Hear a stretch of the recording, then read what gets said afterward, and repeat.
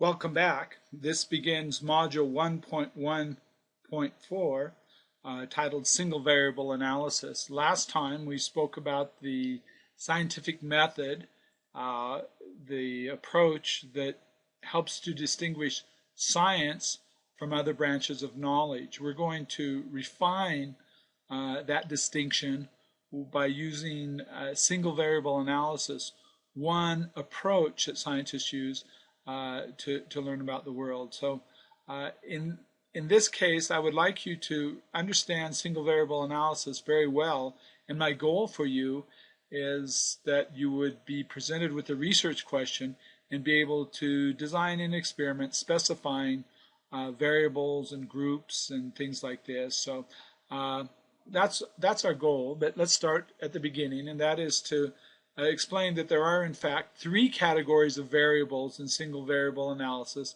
and two different groups of study subjects in single variable analysis. Before I go much deeper, let me just say that there are other forms of science, multivariable analysis, which is a much more complicated statistical and design problem, and it really exceeds our scope here. So we're just going to talk about single variable analysis. So let's look at the three categories of variables that exist in single variable analysis. The first of these is the experimental variable. This is the single variable in single variable analysis. The experimental variable, unfortunately, has a second name. I will try to use only only experimental variable when describing this. But independent variable is another synonym for the experimental variable. The experimental variable is in fact what is tested in an experiment. That's what we want to learn about. It is that single variable that is different between the two groups of study subjects that are being compared. And this will make sense as we learn about more of the parts of single variable analysis. In addition to the experimental variable, and by the way, when we're all done talking about the variables and the groups, we'll give you an example to kind of bring it together. A second type of variable is a dependent variable. That is what is measured to determine if the experimental variable has an effect. Now, while there is always only one experimental variable, there may be multiple dependent variables, although it's not uncommon for there to be only one. The dependent variable, again, is what is measured. It's what we're taking data on to answer our question about the experimental variable. The third category of variables are called controlled variables, and they are typically very numerous. And the thing about controlled variables is we try to keep them constant between the two groups of study subjects so that the controlled variables, because they are the same in the two groups, don't cause any change in the dependent variable. So all the factors are kept the same between our two groups of study subjects except for one variable, and that's the experimental variable. And then we measure differences between our two groups of subjects to see what effect, if any, the experimental variable has had. In addition to three types of variables, there are two groups. The two groups are groups of study subjects. The first group is the experimental group, and that is the study subjects that are subjected to the experimental variable. So they are exposed to the experimental variable, whatever it may be. The second group is the control group. That's the group of subjects that's the same as the experimental group, except for lacking the one variable, the experimental variable. So everything is kept the same, or everything is controlled.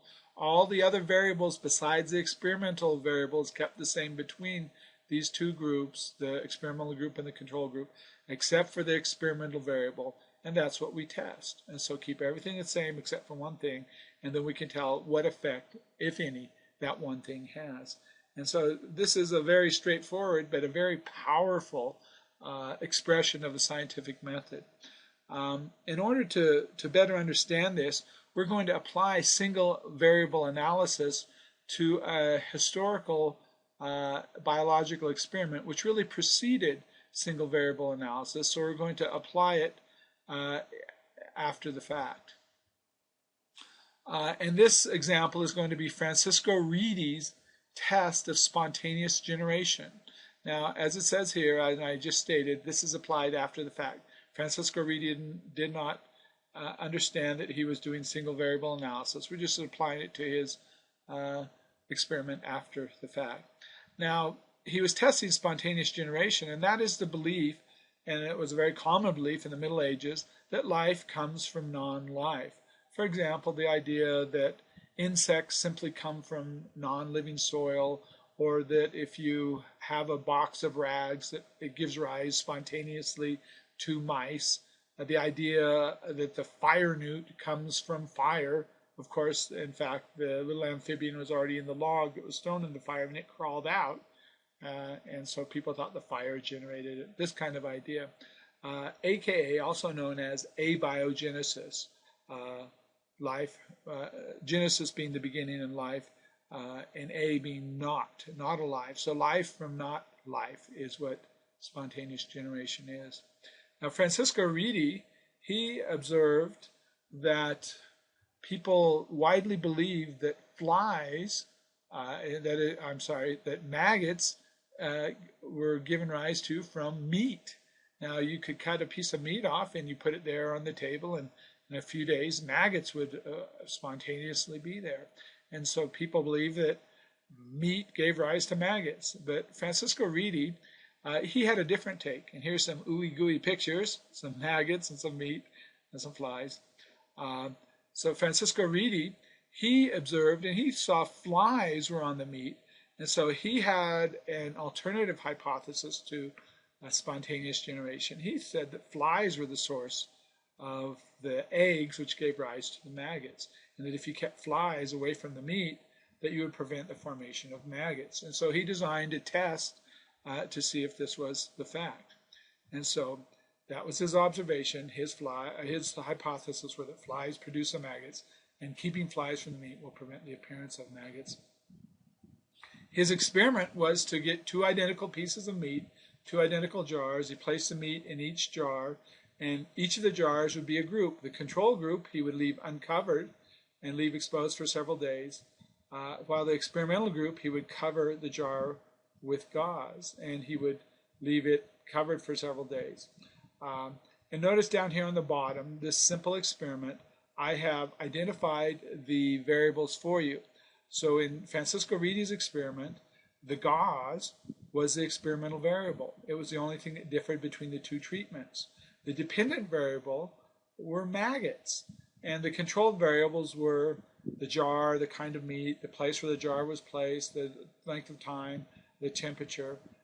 All these things were kept the same. Everything kept the same except for one thing, and that was access of flies to the meat, and that was the gauze that prevented it, or the lack of gauze that allowed access of flies. So those are the variables. So if you think about that, I hope those make sense with the definitions of the variables we gave you previously. And of course, the result is that the covered dish had no maggots, and the uncovered dish was a writhing mass of maggots. And it was very important that we have a control group. If we simply had the experimental group and we had it covered and there were no maggots, and people who believed in spontaneous generation could say things, well, yeah, it never works with goat meat. You have to use beef or something like that. They could come up with some experiment. But in fact, what the control group does is it provides a powerful baseline of what happens in the absence of the experimental variable. And so this allows the powerful comparison. So it's not okay just to have an experimental group. We really need that control. And so that's what the control does for us and did for Francisco Redi. And of course, the conclusion that was drawn from this example of single variable analysis was that spontaneous generation of maggots from meat does not occur. Francisco Redi could not conclude that flies are the source of maggots, but he could say they probably are, and you'd have to design another experiment to test that conclusion, if you will.